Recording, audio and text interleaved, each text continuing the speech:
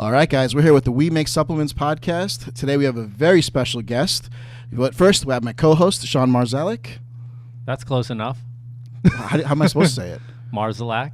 Is that really how I'm supposed to say it? Yeah. I've been saying Marszalek my whole life. I mean, people say it like 3 or 4 different ways, so I don't ever correct anybody. What's the origin?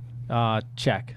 I did not know that. Yeah. Okay, but this name is a lot easier. Yeah. We have Dan Wiltrout, the VP of Manufacturing right here at SEC Nutrition. As in trout. As in trout. Like a fish. That's right. A lot of high school nicknames I got from that. What are the good ones? I don't know if I can say them on this podcast. I think you can, man. Yeah, I think go you for can. If Joe Rogan can do it, so can we. HR is gone, you know. Yeah, let's skip it. I can see the look in his face. It's like the wheels are spinning. Next time. So, Dan, tell us a little about yourself. So, I run the contract manufacturing department here. So that includes everything from, the very beginning of the process to the very end until we ship it. So anything that's happening in between there and at the beginning and the end is I'm involved with that process. So that includes quoting, product development, communication with the customer, packaging, coordinating with art department, marketing department, whatever the customer needs. He sounds so excited as he describes it, doesn't he? it's exciting. I mean, every single day you have 15 people yelling at you that they want their product? Yeah, on a good day. Yeah. So I've actually known Dan for a little over 8 years at this point. And I remember when we first met Dan, he came by the Arnold. Yeah. Right? And we just kind of met each other at the bar or whatever it was at the right. Hyatt.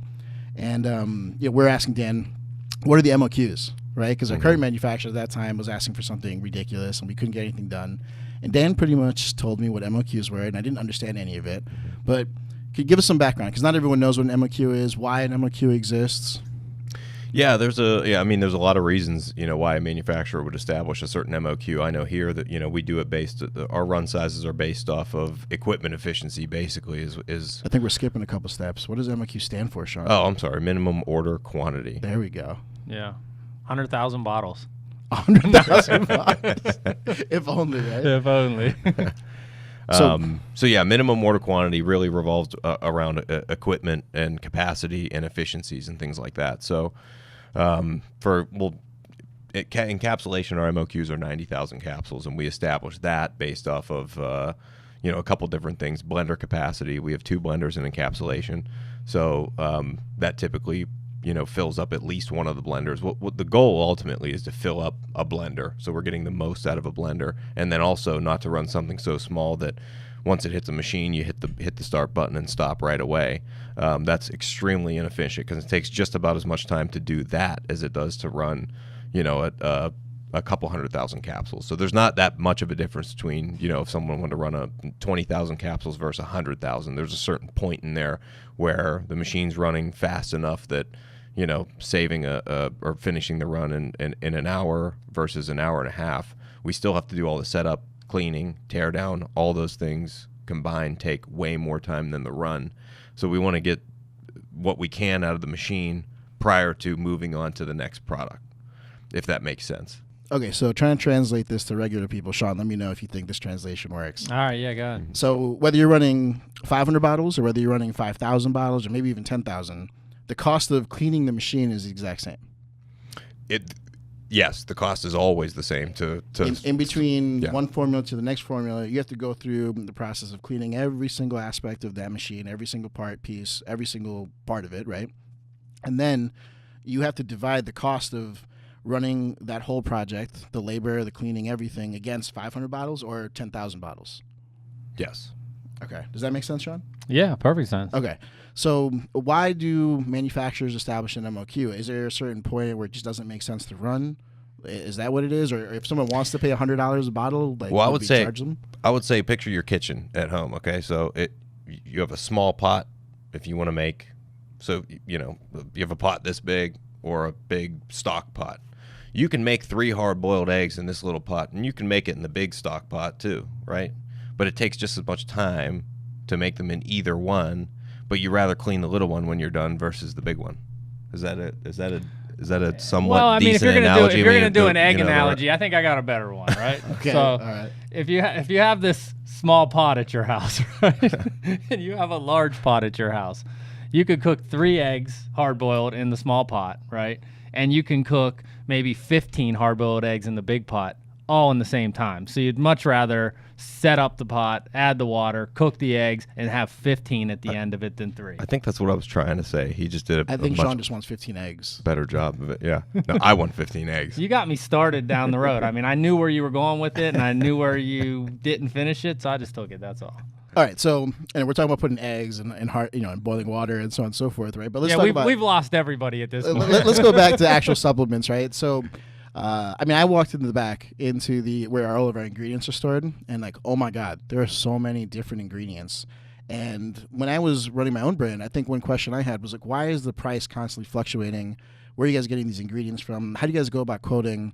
I think people at home have no idea how a manufacturer quotes products. Can you guys elaborate?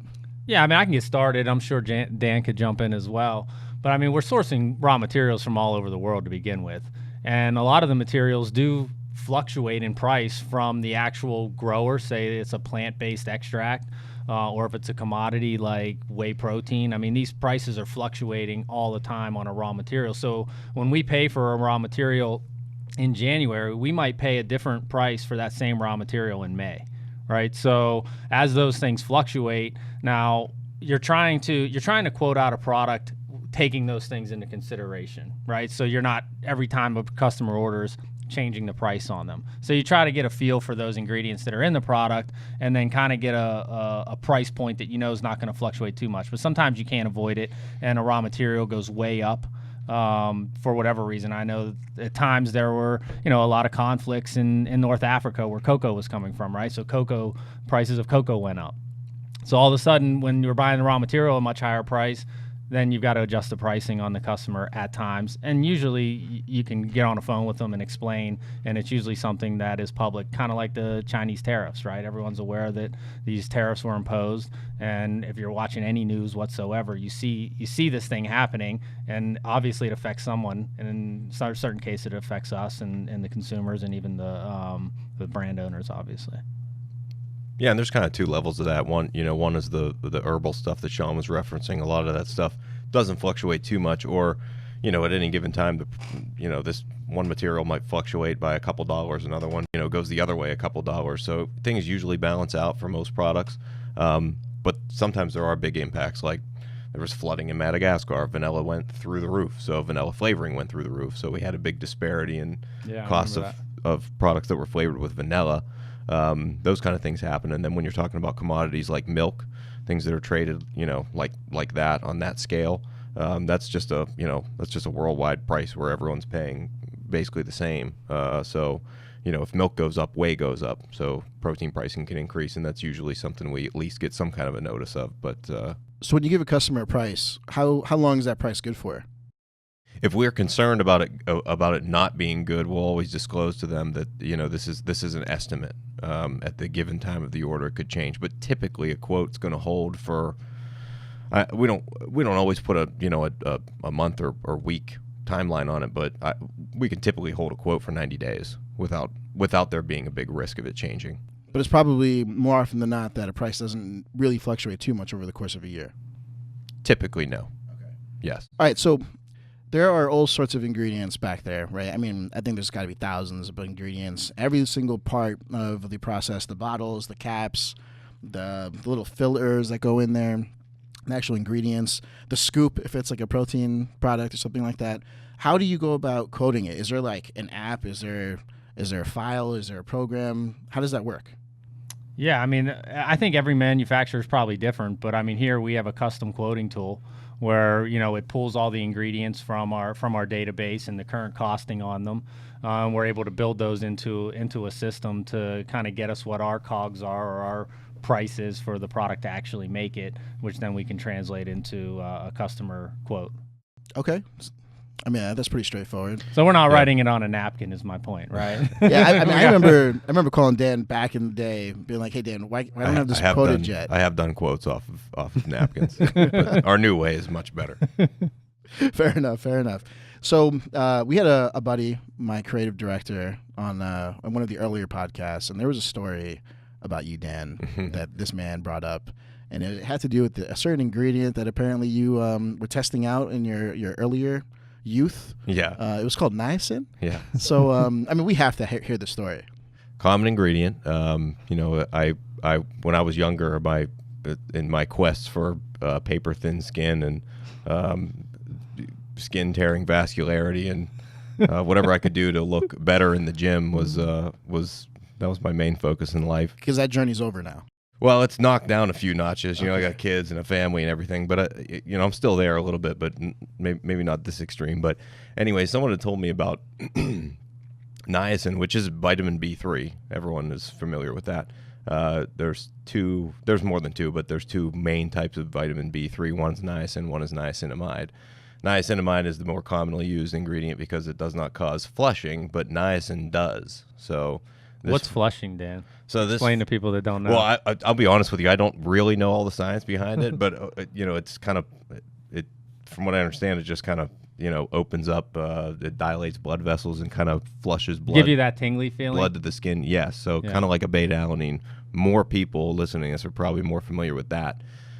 This is very similar to that. Feels a little bit different, but basically what can happen is the more you take, and certain people are more sensitive to it than others, you will get this flushing sensation where blood is drawn to your skin, and then the reason I was interested in that is because I thought maybe I'll take this before arm day and I will rip my t-shirt sleeves right off my body mid-rep. That was what I was saying. So what happened? So if you know anything about it, you can get this sensation anywhere. I mean, some people are super sensitive, can maybe get the sensation around 30 milligrams. Most people will get it about 100 to 150. Well, I took a gram. Wait, hold on. Let's just make sure the math here. So you said 30 to 100 milligrams. Yes. But you took a full gram. Yeah. Okay. And I was in the industry at the time. I didn't take this out of the back and scoop it and weigh it. I actually bought this product online. I don't know why. I think I desperately wanted to try this on Friday and overnight it on Thursday or something. That's probably what I was thinking at the time. Whatever it takes. And I took a gram, and this was a tablet. So it wasn't happening quick enough. I wasn't feeling anything. So before I left, I took the tablet. I got ready to leave to go work out. Nothing was happening, so I took another one. No. Stop. 2,000 milligrams at this point. That's right. In your system. Oh, my God. I took two, about 10 minutes apart. So as I was taking the second one, the first one, I was starting to get this sensation, and man, I looked great for like 30 seconds, okay? I was bright red and just the road map veins pump everywhere. Was real, son. It was insane. Yeah, I felt like I was gonna, just tear through my skin, and that lasted about 30 seconds, and then I got just terribly sick. I mean, every symptom you can imagine, I had it all at once. I was cold sweats, lightheaded. I was hot but cold. I was, sweating, but I was freezing, and I took a hot shower, then a cold shower, then a hot shower, then a cold shower, then I sat in the hot bath, and then I jumped out and was overheating, and then I got terribly cold. And what ended up happening was after all these symptoms and some other things that happened that I would rather not talk about on the podcast, other symptoms. I mean, I'm talking everything in the book. I was this close to going to the ER. I basically curled up on my couch with a space heater blowing on me at full speed with a blanket that you plugged into the wall, and it was like an electric heating blanket with in a full sweatsuit, hoodie up, with that on, full blast, space heater, full blast, and was shivering. Fell asleep at about 8 p.m. and woke up the next day at about 10 a.m. Felt great. Did you Google anything to see what was going to possibly happen to you? Yeah, I was. I think I was very close to the dose that could potentially cause liver failure. So I thought maybe that was happening, but then before I could think about it more, I passed out and woke up and was fine. Is there like a place on the web that you could go to find out like how much you should not be taking of these types of ingredients? Yeah, I mean, Google, just WebMD, like just. No, you don't need to look that hard. Okay. I did not look at all, or I would have known. But you don't need to look that hard. I looked after the fact. Have you? When was this? How long ago?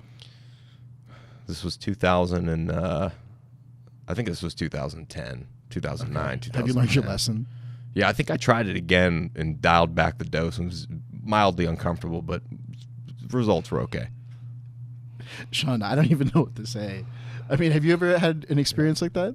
No. Yeah. I usually look at, serving size, how many servings per day, and then any warnings on a bottle before I take it. So you actually read the label. Yeah, okay. yeah. Did this product have like a warning? What we really need to ask ourselves is what I don't know, how was I able to get 1 gram niacin tablets? Well, yeah, that's a great question. Was it for right? humans? Did you buy something for horses? It was. No, it was definitely not like a research some, chemical. Crazy Chinese website that you had to buy it from? No, I remember. What if somebody called us right now and said, "Hey, we make supplements. I'd like you to make me a 1 gram niacin capsule." What would you say to them? Like, are we allowed to do it? Would you have to look into it? Would you just not recommend it, but it's legal? Like, no, we'd quote them out.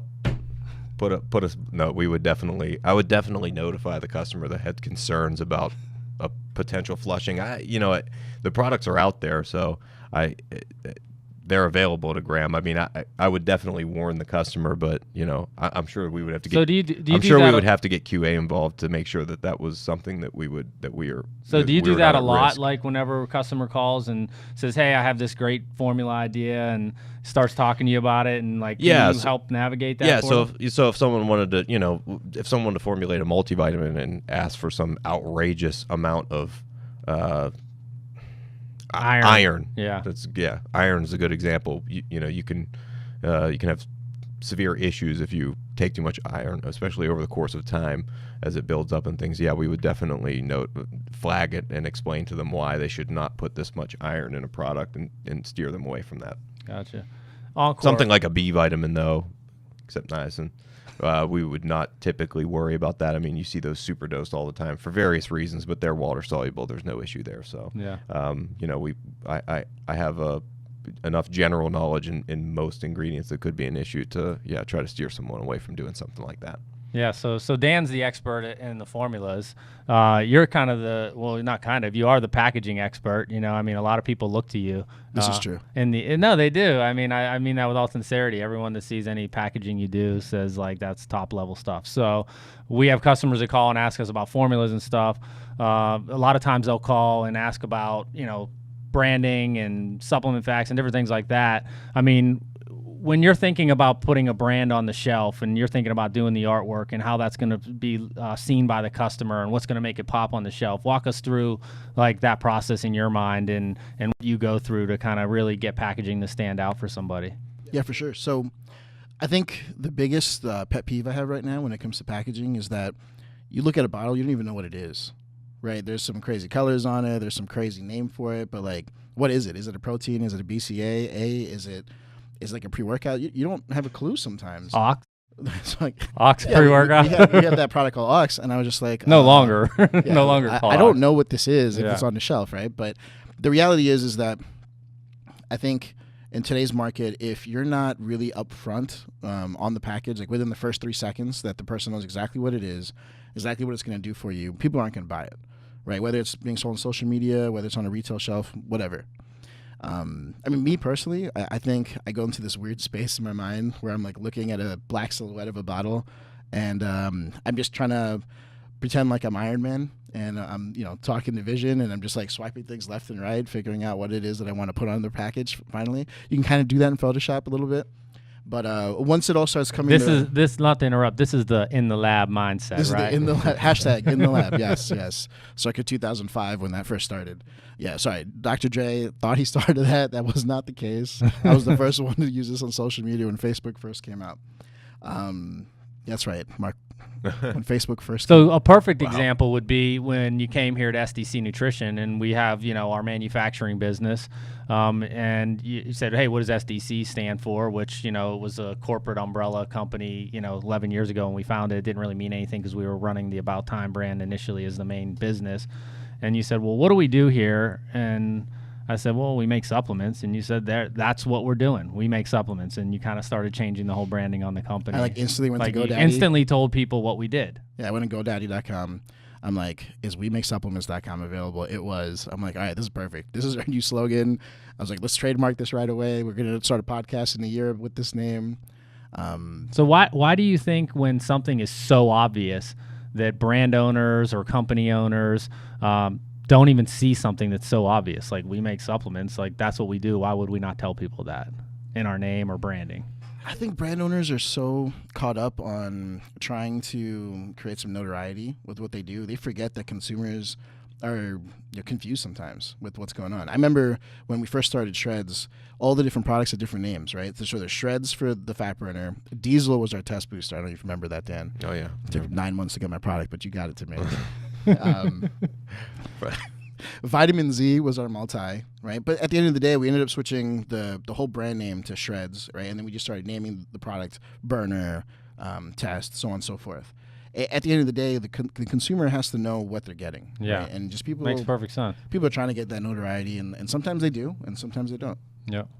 That was in an oblong bottle. That's why it took 9 months for the record. Hey, Figure out how to run those. bought the machine, or the part of the machine, and figured out how to do square bottles. It was innovative for its time. It was. Especially in Pittsburgh. Yeah. That machine is now here at SDC. Yeah, we can run oblong bottles here. Yeah, look at we that. prefer not to. If Bernie's listening, our production manager, we don't want to do those bottles, but... Oh, man. Well, we are hitting our limit for today. Do you guys have any final words? No, I think this was good. It was good for people to get to meet Dan and kind of see, a little bit of the process as far as quoting and the ingredients and how we kind of come up with that process and who's behind that process here. And and then obviously a lot of good insight on the branding and packaging and telling customers, what do you do? We Make Supplements podcast.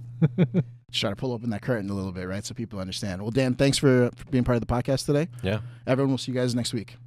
All right, thanks.